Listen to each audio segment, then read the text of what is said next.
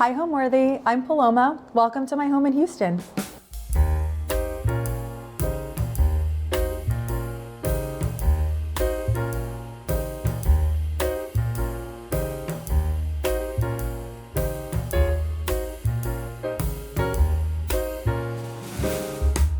You're watching Homeworthy, where we believe every home has a story. Hi, I'm Paloma Contreras. I'm an interior designer, and you're in my home in Houston, Texas. So we moved into this house 2 years ago this month, actually, and we purchased it 2.5 years ago after looking for almost a year. So around that time, I have a 3.5-year-old daughter. She was a little under a year old, and we had outgrown our last place. So it was time to move to a bigger house and also to a different neighborhood. So we were previously in Houston's Montrose neighborhood, which is wonderful and artsy and like super cool, but there weren't a ton of children on the street. And so we wanted to be in a more family-friendly neighborhood and decided we wanted to live in West University Place, which is basically like Mayberry in the middle of Houston. It's 10 minutes from downtown, 5 minutes from the medical center, but it really has that small town feel. So we looked and looked for, like I said, almost a year and weren't finding anything. It was a really sort of competitive time in the marketplace. And I'd all but given up and was starting to toy with the idea of building a house and just coming to terms with the fact that it would take longer than we initially thought. And as that happened, I got a call from my realtor who said, "This house is coming on the market. It's a pocket listing. Do you want to see it? I can get you in first." And so we came, and being a decorator, I personally love a more traditional floor plan. I love a center hallway. I love having proper rooms rather than like big open spaces, which had become so popular in terms of new builds. And that was a lot of what we were seeing. And I also grew frustrated by the fact that as a designer, I feel like I kind of know too much. Like I can identify what the fixtures are and like the quality of the materials and what those things cost. And they weren't always matching up to the price tags. So when we walked into this house, it was like almost an instant yes, because the bones were great. I knew I could make it my own. The previous owners had made some updates to the kitchen and the bathroom. It's a 1987 house, so it's not an old house, but because in that time period, people were building more traditional layouts that you would see in, say, a house from the 1930s. It really ticked a lot of boxes for us. And we, almost immediately knew that this was the house for us. One of the things that initially drew us to this home was the impression that it made immediately upon walking into it. I loved how wide this entryway was. It felt very elegant and welcoming and was great for entertaining. And then of course, on either side, you have this very traditional floor plan with the living room on one side and the dining room on the other. But another thing that was really sort of attractive to me was that we had traditional oak floors in this house rather than like the big wide plank, more distressed looking floors that have become so popular, which I love and we use in projects all the time. But for my own house, I wanted something that felt a little bit more classic.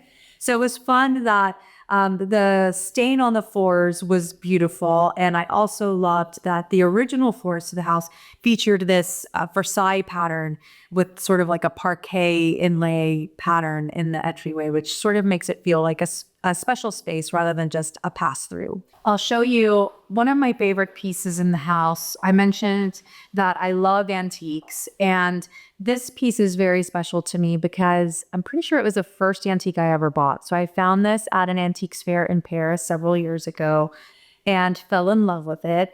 And I was actually on an antique shopping tour. So I learned how to buy antiques from these wonderful women from Atlanta on this trip with all these other ladies, and fell in love with this particular commode. And since starting my store 6 years ago, I have bought countless antique French chests, but I've never come across one that was as beautiful as this one. So it has this gorgeous marquetry inlay on the drawer fronts that is so special. And of course, most often the tops are added on later on. So this is probably a newer top, but it's beautiful, narrow Marquina marble, which I think really gives the space a graphic touch. I always say it's important to have something black or dark in any space because it sort of keeps it from floating away. and gives it a little sense of gravitas. And this is really just like a little tableau of things that I love, some favorite books, these rock crystal objects I also found at the flea market in Paris. There's a little bronze like sculpture that I found at the flea market in Paris and brought home with me on a trip. And we have lots of plants and myrtle topiaries throughout the house.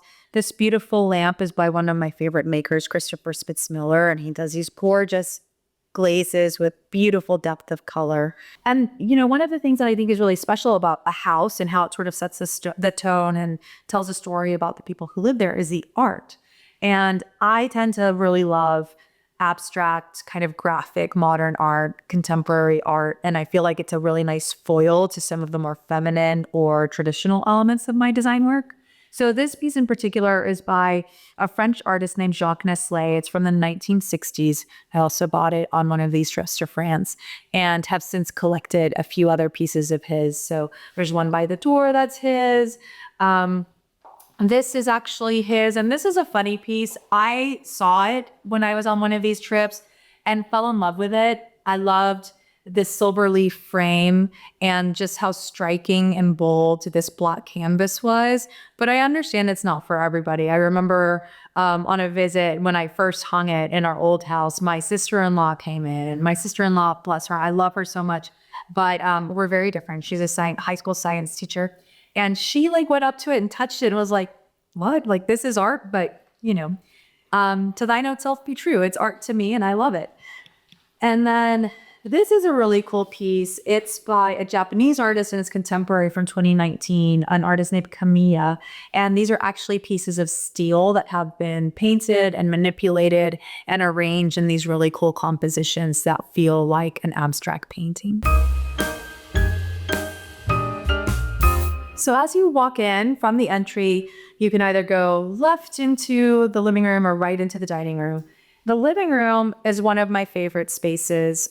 In this house, I really wanted to challenge myself to use more color. Our last house was a little bit more neutral and higher contrast, and I wanted to sort of play into a more feminine palette. I think part of it was having a young daughter and just loving and leaning into very girly things. So what was interesting about this house was, I didn't realize this when we bought it, the windows are very shallow. And so that made it difficult to hang traditional drapery. I think we only have true curtains or drapery in 3 rooms, and everywhere else, because of the depth of the windows, we had to do shades. So that presented a fun design challenge.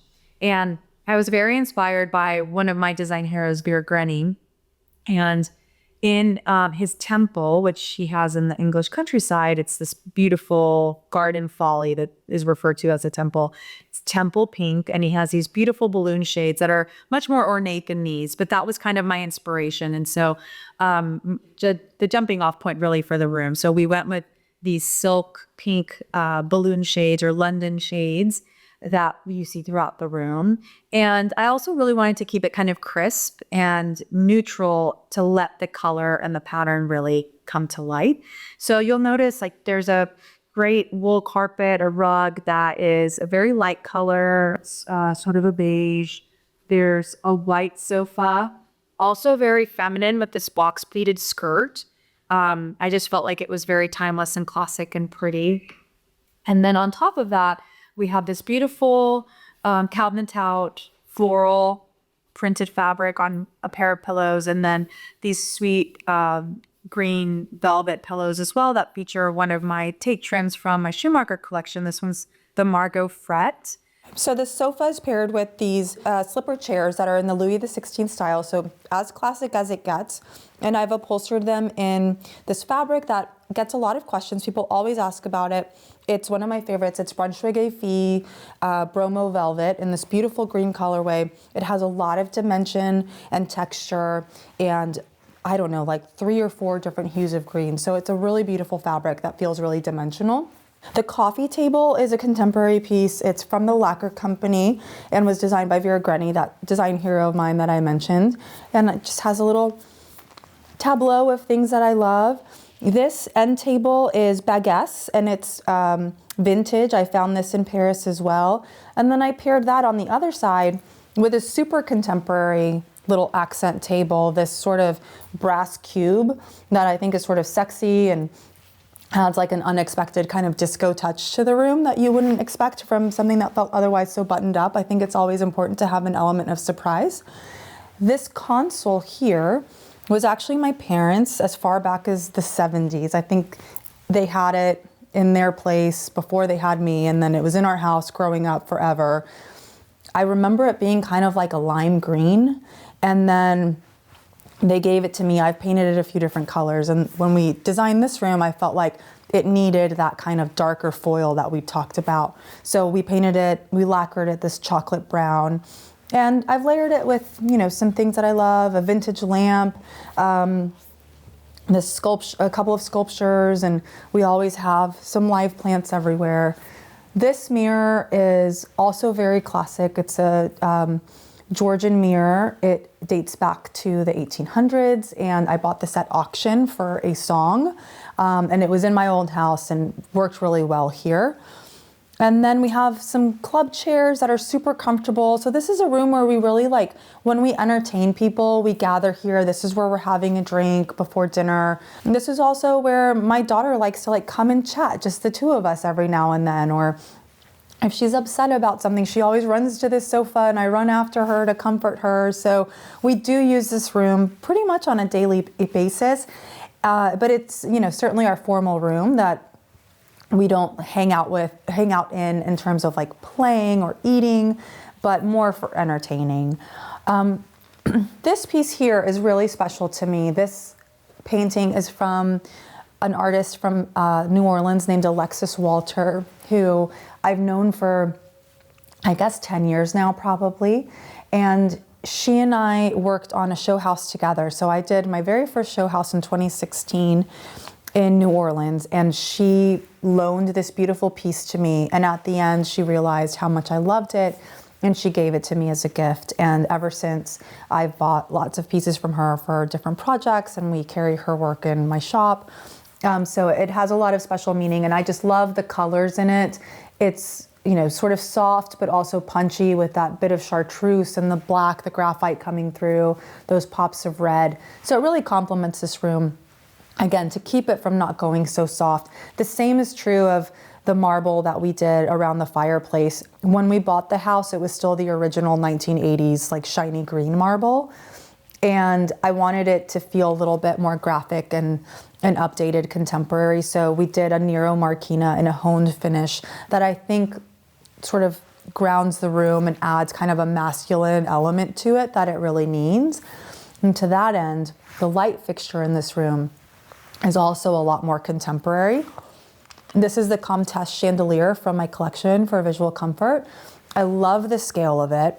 I love the drama of it, but it works really well in rooms like this that don't have super high ceilings, and still allows you to make a cool statement. And it's really nice in the evenings if we're entertaining other friends in here, adults only, where we like dim all the lights down and just have that sort of reflecting light onto the ceiling and have some low lamp light. It just sets a really nice mood. But speaking of ceiling heights, I'll show you these other pieces that are also very, very special to me. So I have this series of mixed media works by an artist out of Birmingham named Jane Timberlake Cooper. In my previous house, if you are familiar with my work, you may have seen them in my old dining room, and they were a series of 9. So they were stacked in a grid of 9, 3 across and 3 high. Unfortunately, this house has much lower ceilings than our old house did, so I had to scale that down to 6. But I love how they work in unison as a series to have such visual impact. They're very soft, you know, they're mostly white. There's some graphite and charcoal coming through, and you see those bits. They're kind of Twombly inspired. Cy Twombly is my favorite artist, so anything that is reminiscent of the movement in his work is always very evocative to me. But I think that when you group pieces together, they just have such tremendous impact, even if the pieces themselves are quieter, such as these. And I'll show you, before we pop into the bar, another piece that I love by another artist that is near and dear to me, Kimberly Moore from Florida. She is really cool in the sense that her kind of thing, the way that she approaches art, is by starting with the frame, which I think is really interesting. She sources vintage and antique frames. I mean, I don't know that that's her exact process, but she sources antique and vintage frames and then paints these really cool modern and abstract compositions. Sometimes they're very quiet and neutral, and other times they're bold and beautiful, kind of like this one. And there was something about this particular composition that felt a little sort of Picasso or Moreau inspired to me. And again, I felt like the colors worked really well in a room that is otherwise like so light and pretty and fresh.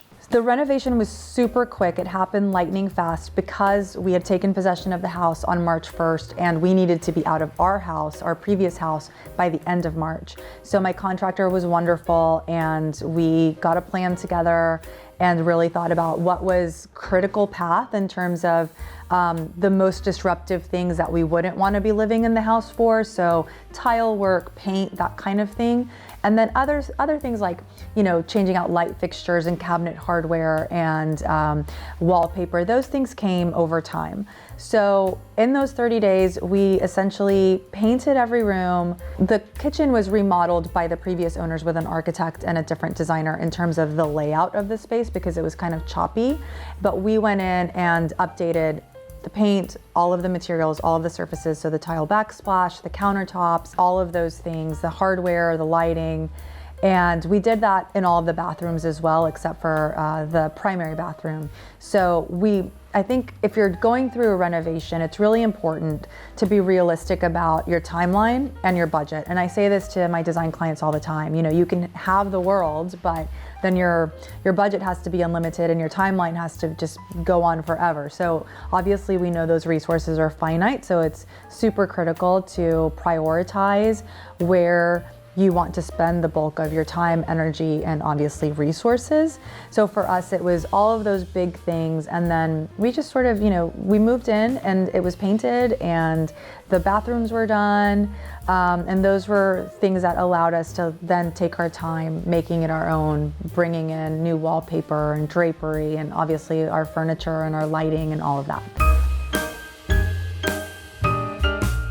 So if you'll follow me into the bar, I'll show you a little bit of the space. So this room was added on by the previous owners of the house. I believe this was a closet before. It was expanded and they configured it and obviously added all of the cabinet work and the refrigerator and all of that. But it was painted kind of like an army green, which was lovely, but it wasn't the vibe that I wanted. And I really wanted this room to feel like a little jewel box moment. So we painted it this beautiful peacock blue and Hollandic paint from Fine Paints of Europe. So it has that beautiful lacquer finish. And truth be told, we don't use this space a ton unless we're entertaining, but it's just fun to have, and it's an opportunity to, you know, display some pretty glassware and some artwork as well. I always talk about like styling shelves, and that can be in a bar or in a living space. I'll show you my other shelves shortly. I think it's really important to always have varying heights of things and not to just have glassware solely displayed on your bar shelf. So you'll see we have like interesting objects and boxes and little pieces of art that are tucked in and sort of leaning. And I think that that makes the space or the shelves feel a lot more dynamic. And you'll see things like from our travels, you know, we collect matchbooks from different dinners and restaurants that we go to. So that always has like a little bit of a special personal touch. Part of what inspired the choice for this color was I love these sort of Prussian blues that you see. Again, I'm such a Francophile. I feel like everything goes back to Paris, but those beautiful high sheen doors that you see as you're walking through the streets, so often they're in these gorgeous shades of blue. I love Prussian blue in particular because it has a little bit of green in it, so it's not too preppy. So it feels moody.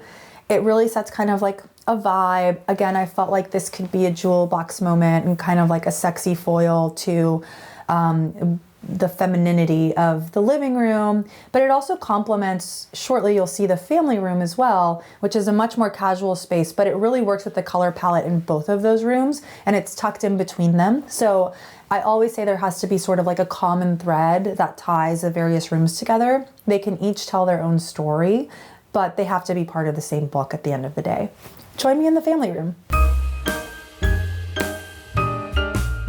So aside from the kitchen, the family room is a space that we spend the most time in as a family, the three of us. This is where you'll find us on Saturday morning, afternoon, weeknights. This is where we hang out and play with our little girl, Margot, who's 3.5. I really kept her in mind when I was designing this space. Knowing that we had formal spaces in the house, I very intently wanted this to be a room that she could just be free in and be comfortable in and play. So we set it up with a pair of sofas. These are actually sofas that I already had. They've been reupholstered 3 times. So that's like one thing that you can take away from this is invest in the best quality upholstery that you can, because it will live on with you for many, many years if you buy good quality. So these are by a maker called Varellin. It's the Hannah sofa. And I have, like I said, reupholstered them 3 times. They started out white, then they were moss green velvet, and now they're this sort of dusty blue performance velvet that we have here. And you can always have your cushions restuffed as well if they start to lose shape. So just super important to invest in the best quality that you can. But we had the 2 sofas already and sort of laid out the room this way instead of having 2 sofas across from each other as you traditionally would see in many floor plans, because this allowed a little bit more breathing room and space for Margot to play.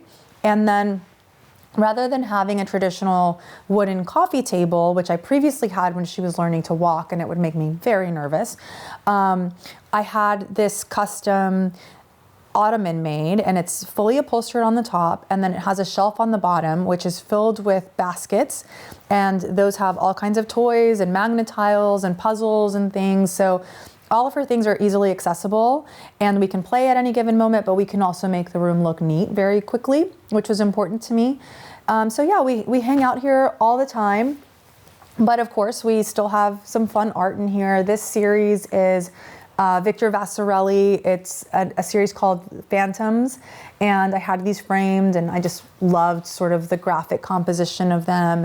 And growing up, we actually had some close family friends that were very much like grandparents to me, and I remember they had some Vasarely pieces, which I didn't know at the time, like as a little kid, but in hindsight, like I now realize that's what they had in their house, and I guess that made an impression on me, and so I'm still drawn to that as an adult. But you know, everything's very casual in here. The sofa fabric is performance. We have these great linen pillows that I had made and some fun fabrics, this Jane Shelton fabric. And it reminded me kind of like of a Marimekko print, but on a smaller scale. And so I liked sort of the vintage nod that gave. And then this beautiful, Katie Lead print that's sort of Indian inspired, like a block printed textile. I love the blues and greens for this space. Those are colors that, you know, we're all drawn to because it's what you find in nature. They're the colors that clients request the most from me. So I'm always tickled when somebody wants pink or red or something different, but I love blues and greens, and obviously they're very easy to live with. The fabric on the ottoman is also performance. The rug is 100% wool, so super easy to clean. So all of that was super, super important because this is where we spend so much time. And then you'll see I have a lot of books. This is just a portion of them. Because this house has lower ceilings than our old house did, I also had a big bank of shelves at the old house, but I think there were more shelves and they were significantly taller. I actually had to downscale quite a bit. So that was quite the challenge. But you'll see the shelves are really filled with a variety of things. And I think the number one mistake people make when they're styling bookshelves is that they forget the books. And so then they're just filled with like random tchotchkes and pottery and like an object. And that's great. Like those things are important and they certainly add interest to shelves and texture and color and whatnot, but they can't be the only things. So even if you're not a huge reader, pretend that you are and buy books that are interesting to you on topics that are of interest to you. Collect books when you travel. That's an easy souvenir to bring home. A lot of my books are travel, houses, design, of course. But it's just a variety of books that I've collected over the years, and then pottery that I've picked up on my travels, framed family photos. You'll see pieces of art that are leaning and different like objects, and I just feel like having that dimension, that sort of layer adds interest and makes them feel less flat, because it is a lot of space. And if all of the books were going the same direction, it just starts to feel really heavy. So it is important to have some books standing, some on their spines like this, to have kind of a pyramid effect when you're styling a shelf. So just imagine you're drawing a triangle. Does the eye go up at any point? That's going to make for a more successful styling moment or a more impactful vignette, and something where like the eye is able to travel and bounce around versus just like being flat the whole time.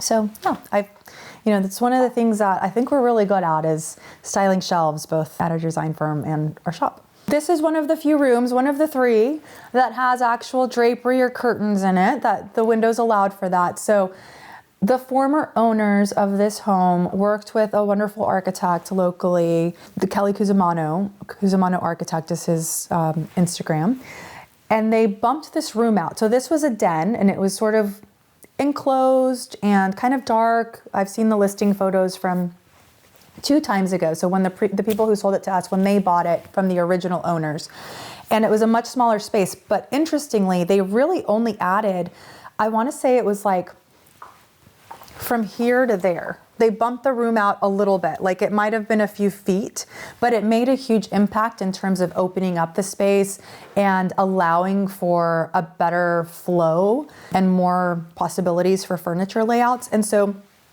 these windows and doors along the backside of the house are new, which allowed us to hang drapery. And this drapery features one of the tape trims from my collection from Schumacher. This is the Porte Parisienne, again, inspired by Paris. It was a door detail that I saw. It was like made out of rivets that I thought was super interesting. And it inspired me to translate that into something that was super usable in a variety of applications. So that's where we got that. And we have this lovely view of our garden.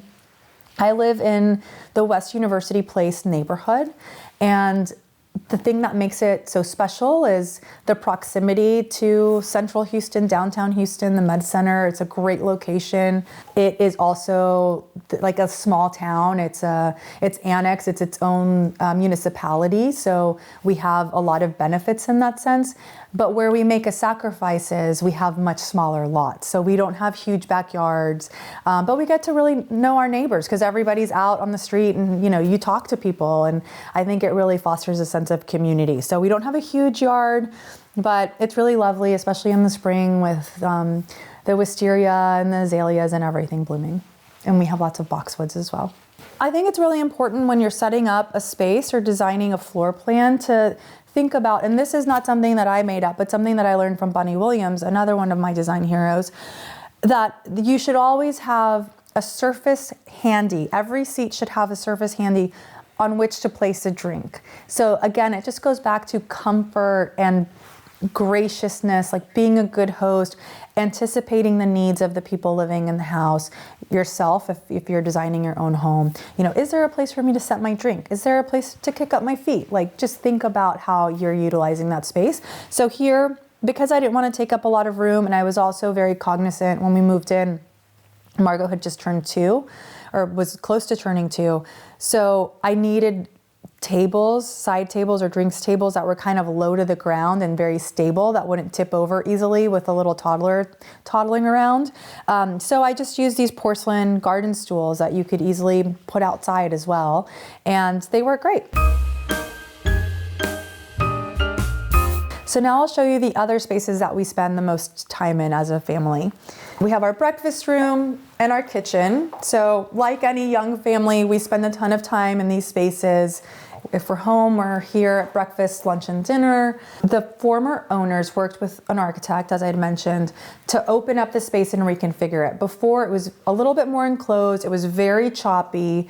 They didn't have a breakfast room, and so they were able to redistribute the space to create a breakfast room. There are pantries on either side, and it's just really nice because I feel like I have the best of both worlds in this house. I have my formal areas for entertaining. I have the definition and distinction between rooms and wall space to display art, but then this back part of the house where we spend so much time in the day-to-day is really open. So I can be preparing dinner in the kitchen at the island while my husband's answering a few last emails on his laptop at the breakfast table, and our daughter is, working on tiles and playing in the family room. So we're all together and we can see each other and talk and then come together when dinner is ready. So it's just really nice and creates a nice flow for the way that we live.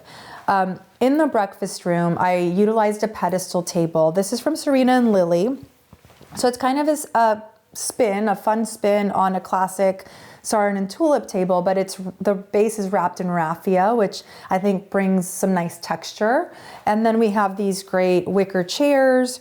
I had the cushions upholstered in a fun fabric from Casablanca, and I had the fabric laminated because I knew we were going to be spending a ton of time here. I had a young child, and so I don't have to worry about spills or messes. I can just wipe the cushions down. So it's super easy maintenance. And then this pendant is the Orsay from my collection with visual comfort. So it kind of adds like a modern kind of graphic, unexpected touch, while everything else is a little bit more preppy. And these pieces here I picked up at the Paris flea market on one of my trips. They are lithographs by one of my favorite artists, Raoul Duffy. They're these beautiful landscapes and they have a lot of movement to them and have really beautiful blue hues and yellow and green. So they just felt like they would be the perfect way to brighten and cheer up this breakfast room. If you want to follow me into the kitchen, I can tell you about this space. So as I mentioned, this was fully reconfigured by the previous owners, but they had quartzite countertops and a different backsplash, different lighting, different hardware, a different paint color, I believe, all different plumbing fixtures. So we really we took the footprint of the space, but made it our own through different aesthetic touches and new materials. The countertops are a beautiful honed Chaldea marble, which has some really pretty green and gray veining. The backsplash is one of my favorite things. This is from Ann Sachs. It's New Ravenna is the maker, but it was purchased through Ann Sachs, and it mimics a caning detail, which I think is so interesting because you would see that typically on chairs or other types of furniture. It's another French reference, but it's executed in this very unexpected way, and I still feel like I have a crisp and clean kitchen that's classic and won't go out of style, but this is something that's so unique that I haven't ever seen in another house, so I love that.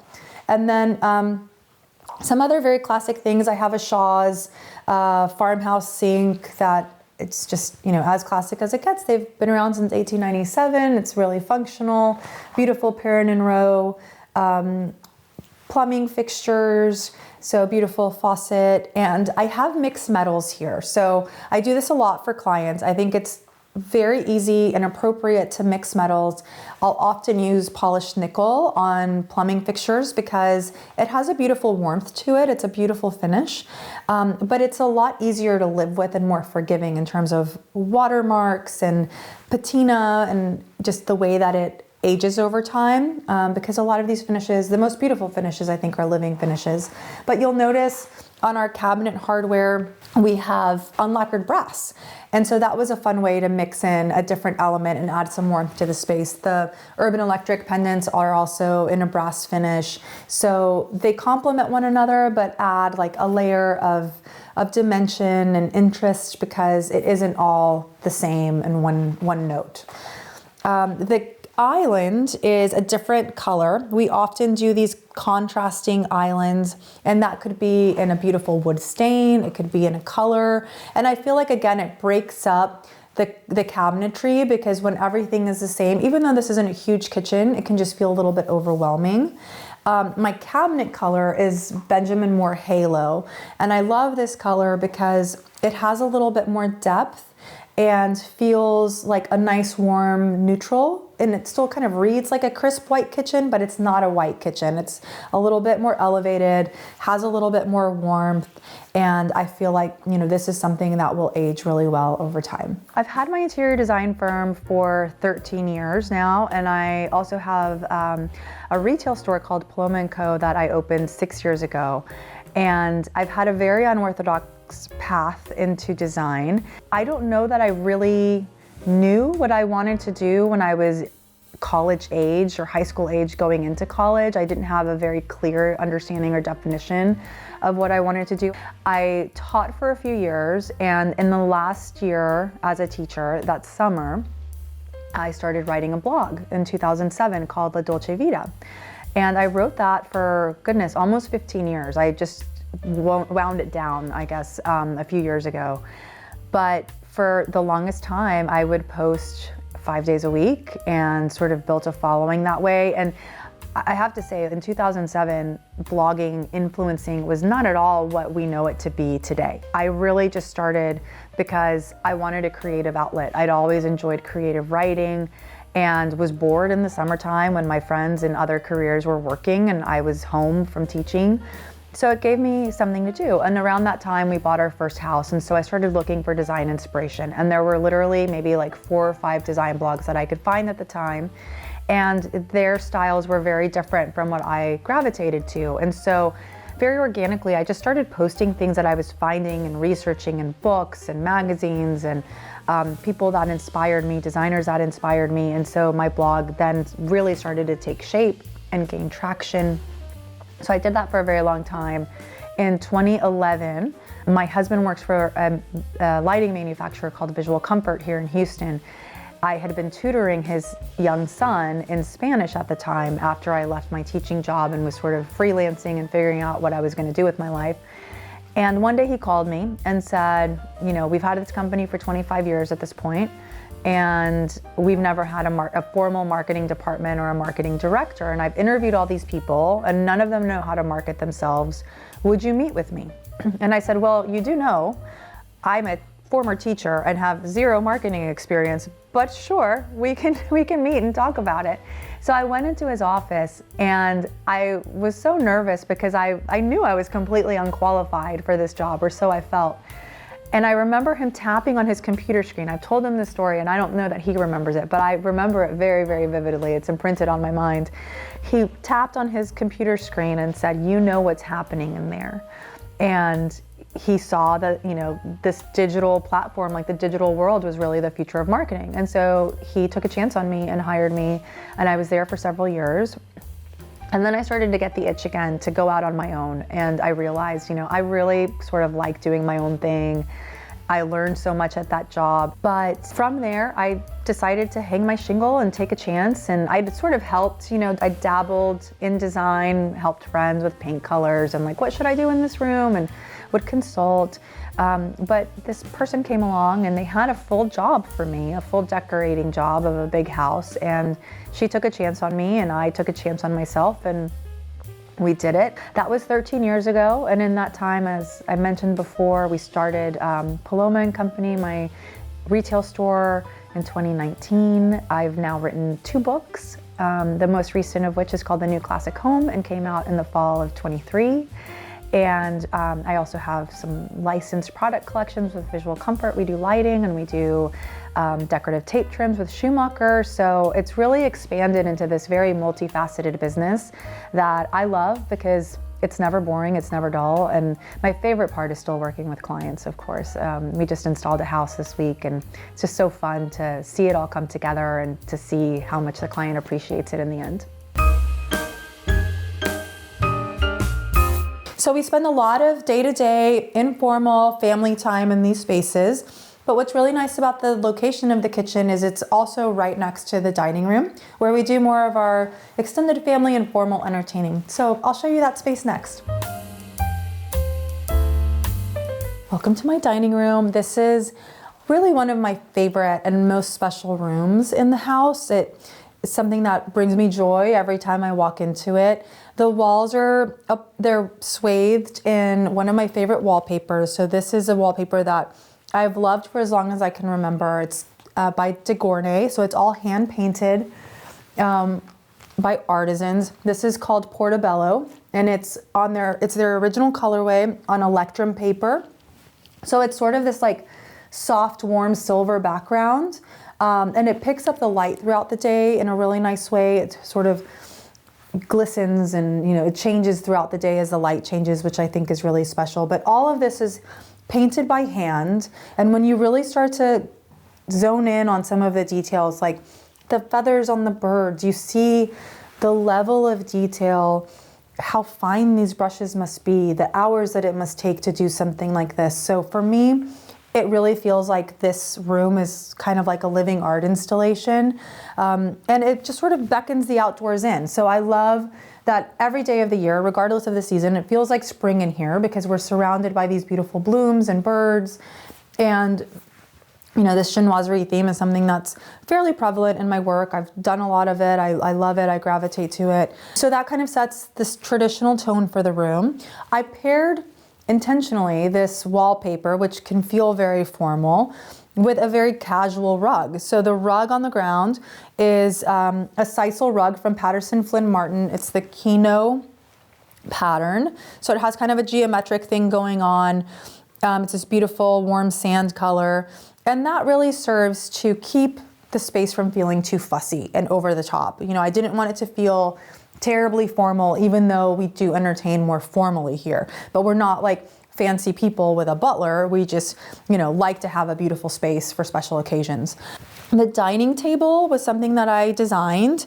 So it has this really pretty base, this sort of fluted base, pedestal base that I just think is super classic. And I'd had a round table at my old home, my former home. So this room kind of called for a rectangular table or an oval table. And it's been really nice because we can entertain more people. And actually, these chairs are one of my very favorite vintage finds or antique finds. These are from the 1930s. They're André Arbus, a French designer. They're made of acacia wood. And I found these on a trip to France. And the dealer who had them wasn't there. He wasn't in his stall. So a neighbor called him, you know, told him in French that I was interested in the chairs, gave me a price. I thought about it. I was like, I don't know, that's probably more than I want to pay right now. And I didn't have a need for dining chairs. But then we left and I was still thinking about the chairs. So we got in contact with him again through our shipper and made a deal. And I got the chairs, and they're honestly one of the things that I love the most. And they were originally upholstered in like a sort of light gray micro suede. That's what the dealer had put on them.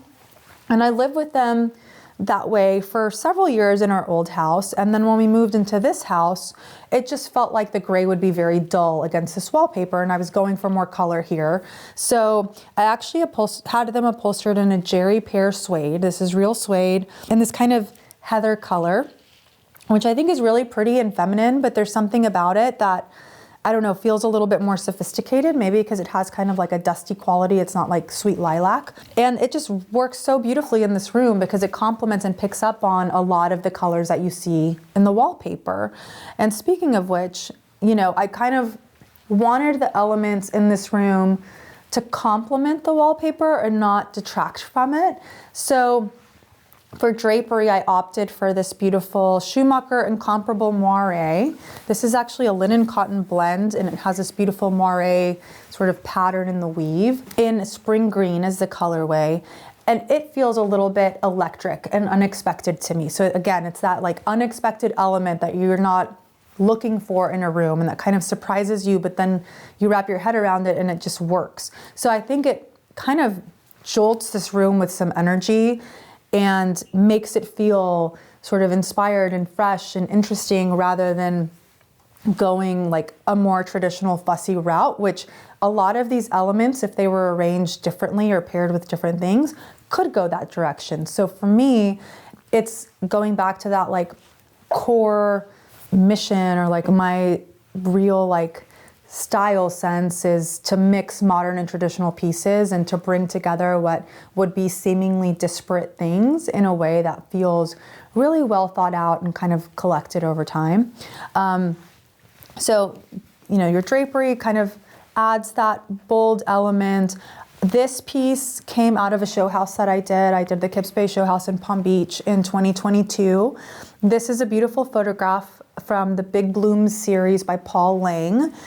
And I had this in my show house room and just fell in love with it. Loved the jolt of pink, the beautiful tones of the yellow, the pollen in the center of the image. And it just felt like the right piece for this room. and kind of plays upon, the subject of the wallpaper, but something about photography can feel modern and crisp and sort of lend that element to a space. This buffet is like a faux shagreen, and I just love the clean lines of it. It felt kind of mid-century. These table lamps here, buffet lamps, are the Orsay from my collection. Again, like bringing in a modern element to a more traditional space. And then the chandelier and sconces are also pieces that I designed. This is the Brigitte. This was inspired in a combination of like Murano and Georgian style chandeliers. I loved those swooping arms, but I chose to design it in a way that felt a little bit more usable and modern. Mercury drops are from an artist I found on Cherish. They were doing a pop-up. Cherish was doing a pop-up at Bergdorf's. And I saw them there, and I love them. The colors sort of work perfectly with the colors in the wallpaper.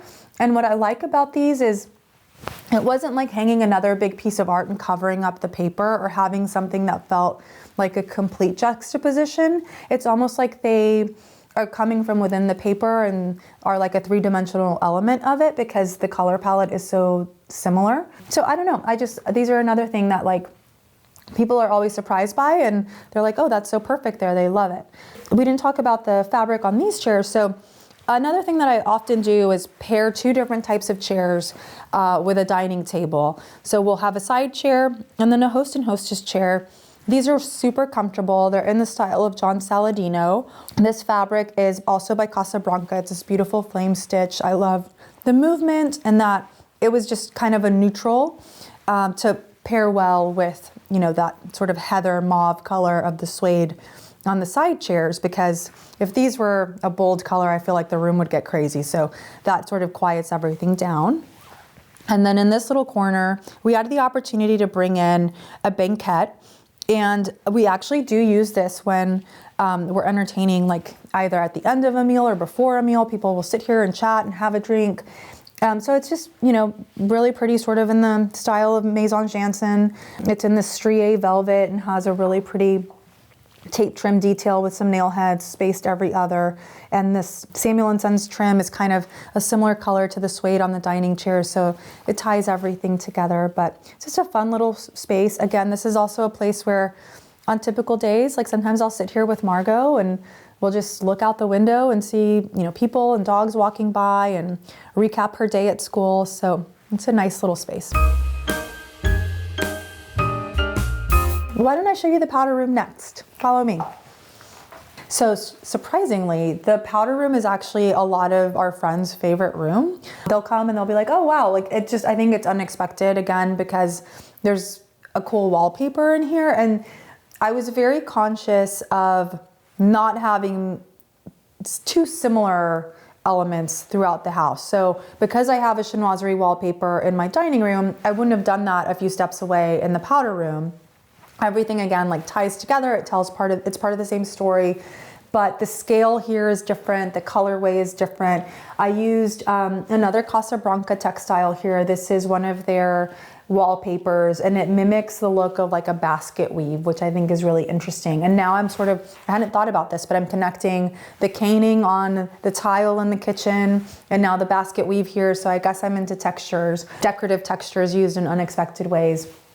So it's very neutral, and there's a lot of contrast here, part of which comes from the black lacquered door that sort of beckons you into the space.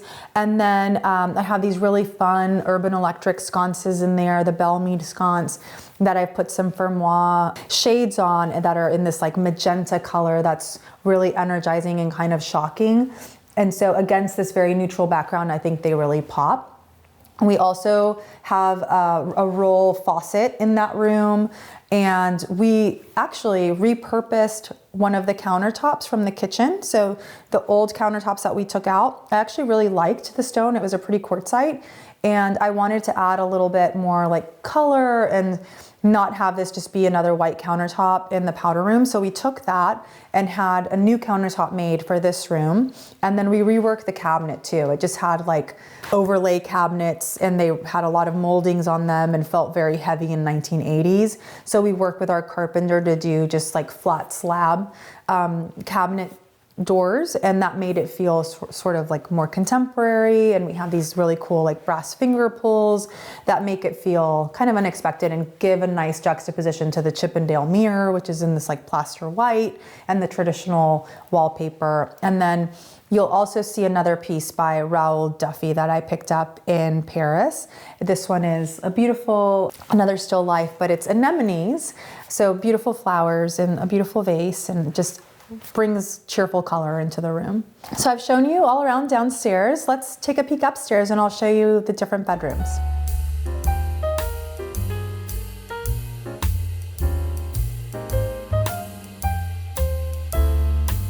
So as we arrive upstairs, you'll see there's a great series of abstract pieces here by Catherine Booker Jones from Alabama.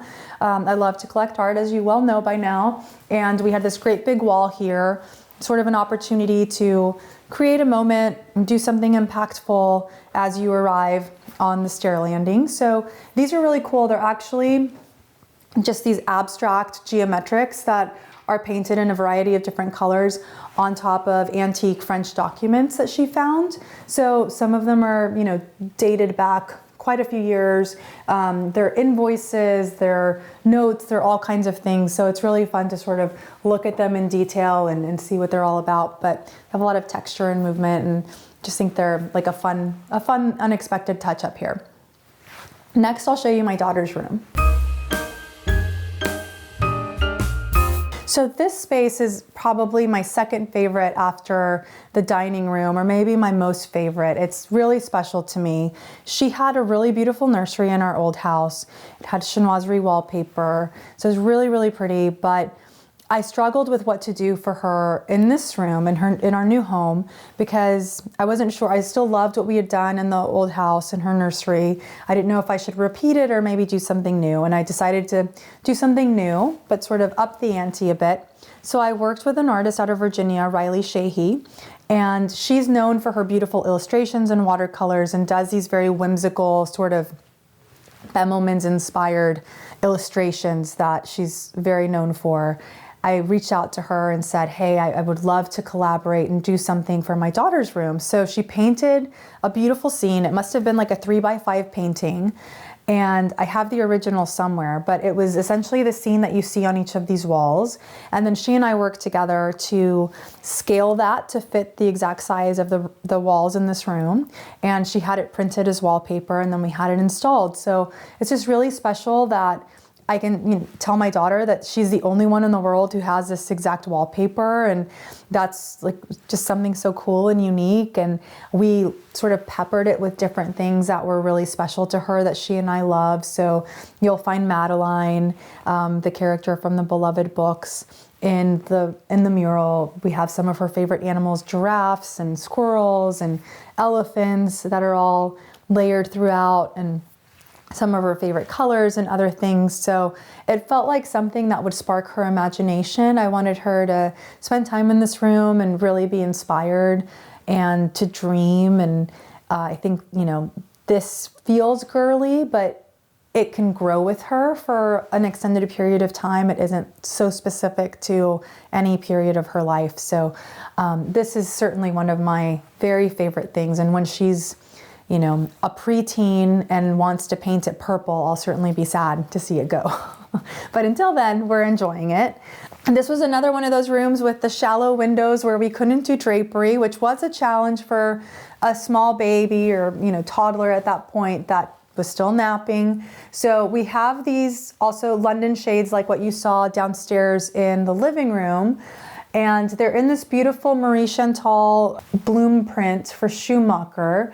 It felt very girly and pretty and just, feminine. And behind that, we have blackout roller shades that are automated and on a remote that I can lower and raise when it's time for her to sleep.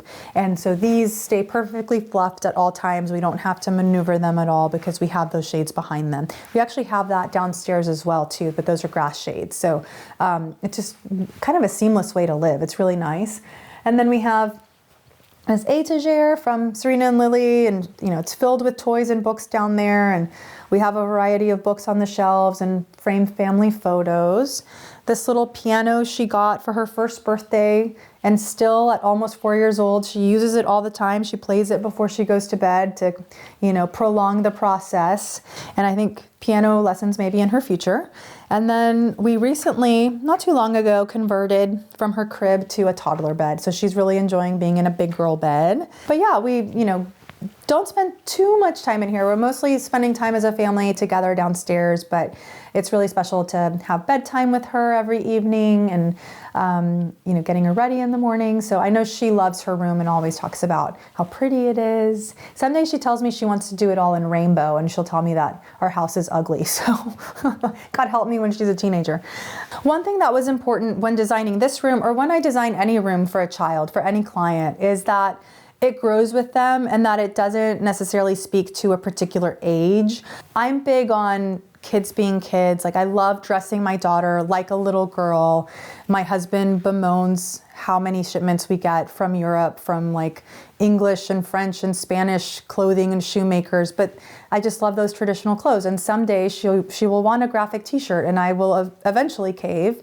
The same goes for rooms. Like, I love for there to be an element of sophistication and also the flexibility to grow within a space for a child. So, you're not going to find me doing like printed bedding with a special like cartoon character on it, at least not yet. But for clients even, like, we'll find what is the kid's favorite color, and we'll work with that and create something that feels tailored and beautiful and sophisticated, still childlike, but that gives the client the flexibility that it can go from age 3 or 4 to age 10 or 12 potentially, and then they feel better about making that investment, because any room that you decorate is obviously an investment. And so with kids especially, you want to have that longevity, and materials are also super important to consider. Kids are going to be rough on their things, so just having fabrics and whatnot that are going to stand the test of time is really important.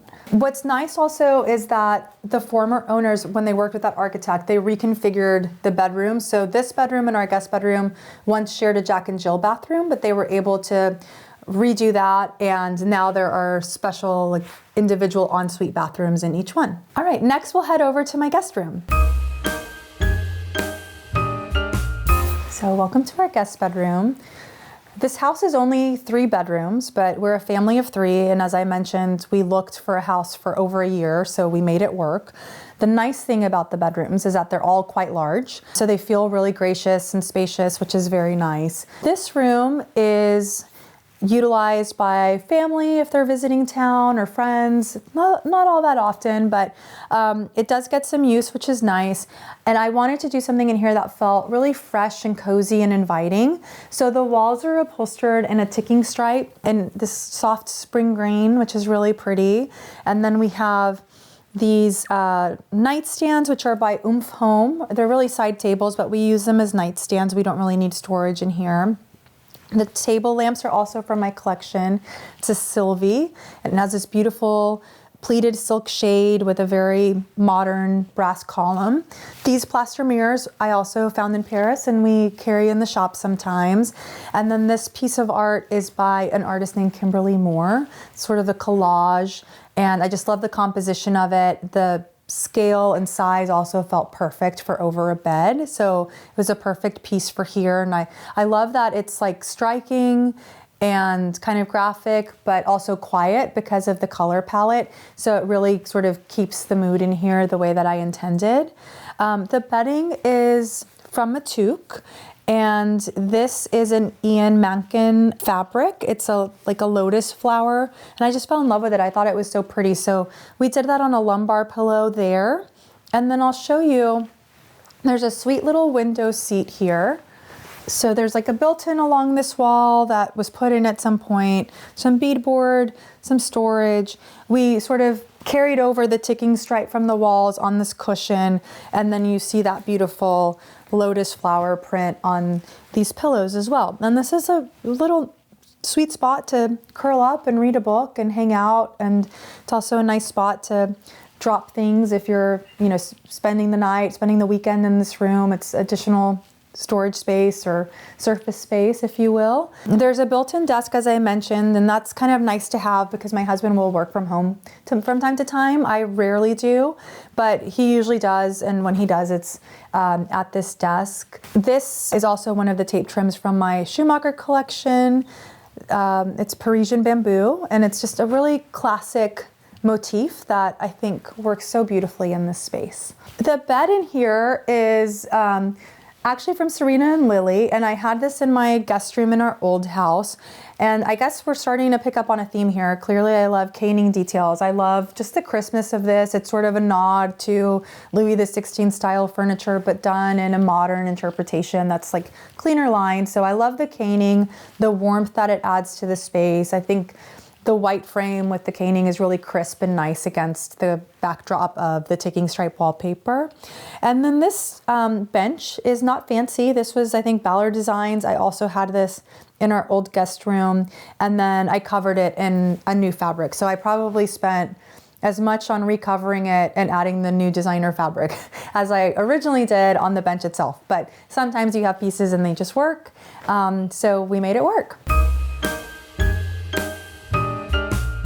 I'll show you the bathroom quickly. As I mentioned, they formerly had a Jack and Jill bathroom connecting the two guest rooms, or this guest room and my daughter's room. And so now this was all redone as ensuite bathrooms. So that's really nice to have the privacy. And when we bought the house, we changed everything other than the countertops. So the quartz countertops were here, and then we changed out plumbing fixtures, cabinet hardware, tile, lighting, all of the other elements. So it really feels fresh and personal to our taste. All right, well, now I'll show you my bedroom. Follow me to the primary. So as I've mentioned a few times, each room in a house, I really do believe, can have its own distinct point of view, its own personality, its own color palette. The important thing is that there's a through thread, a commonality that like ties everything together throughout the home. That can be as simple as white paint, and that can be walls, trim, you know, there has to be something that ties it all together. So this room may feel like an outlier, but to me, it really sort of works with the rest of the story of the house. It's chocolate brown, and I love sleeping in this room. It just feels like I'm enveloped in this delicious chocolate cocoon. It's so cozy and so inviting to me, and was inspired by another one of my design heroes. Well, two actually, Billy Baldwin and David Hicks, who both used brown rooms a lot. It was David Hicks who used what he called Coca-Cola brown. So this is sort of a nod to those amazing gentlemen and how much they've inspired me over the years. You'll also notice that I used the same fabric on a lot of different elements in this room. So I think what's interesting and makes the room successful is that the palette is really crisp.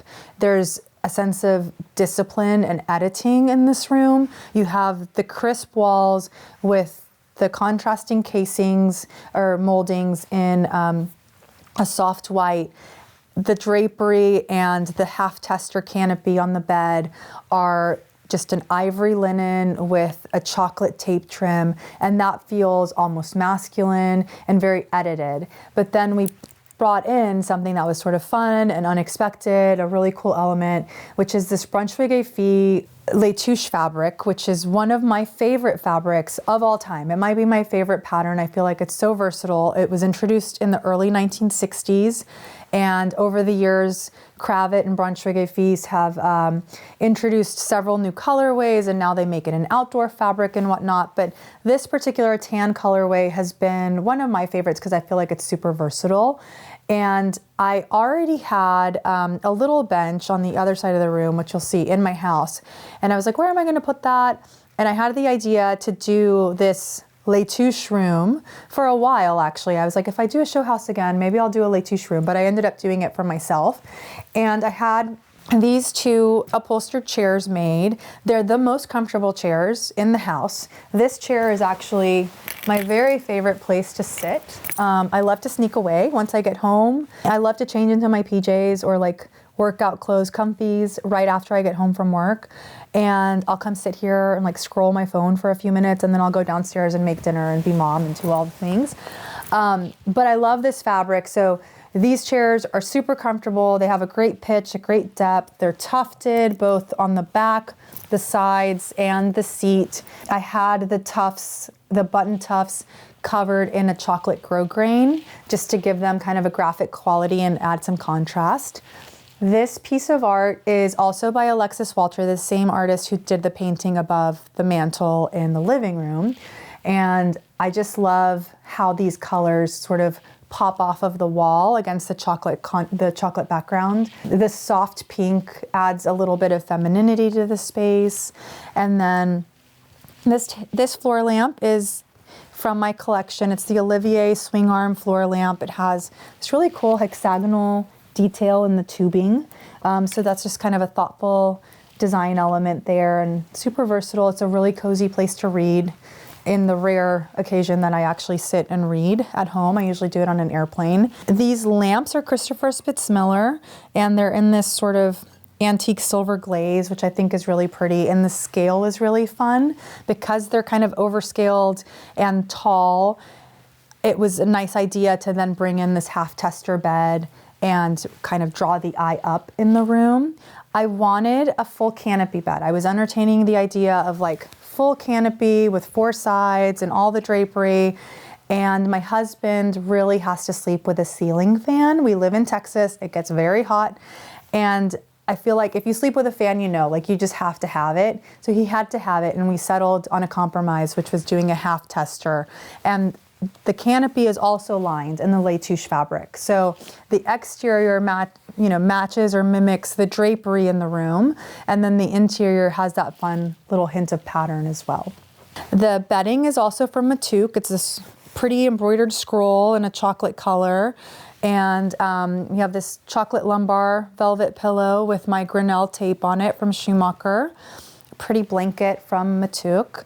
And then this is an antique bench. It's nice and crusty, and it's gilded, but a lot of the gilding is chipping off. And I kind of love that patina and that you see the age of it. You know, like I do think that there's something interesting and charming about having pieces that are patinaed and not totally perfect.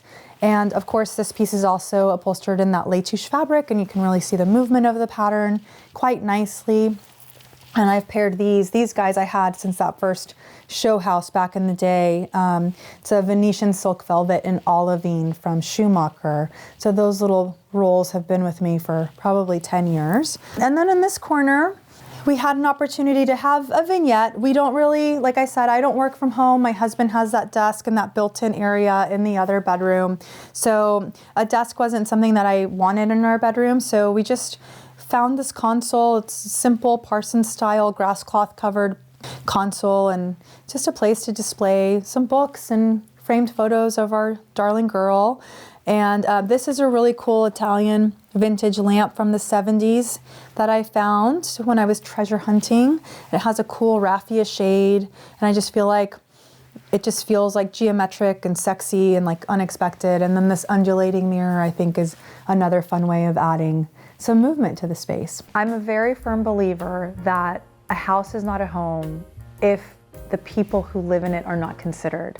So you can have a beautiful space, but you really have to design from a place of functionality. And I don't just mean, is something comfortable or does that chair work in that spot? But really assessing the needs of the people who live there and the way that they live. How do they entertain? How do they spend time together? What rooms do they spend time in? And what time of day are they using that room? All of those things really inform what the design should be. And for me personally, you know, having just recently moved into this house just a couple of years ago, I loved our former house, and we were there for 5 or 6 years. There's some really special memories there. Our dog, who passed away before we moved into this house, you know, was really tied to that house, and we brought our daughter home there. But when you start to pack things up, you just sort of, it's funny. I feel like home, there's a house, the shell, but home is really the things you love and the people you love. And once you start to pack those away or strip those away, it just doesn't feel like home anymore, right? So it's really important to fill it with the things that have meaning to you and that are special to you and that tell your story. Thanks for watching. Be sure to go to homeworthy.com for exclusive content, shopping guides, and so much more.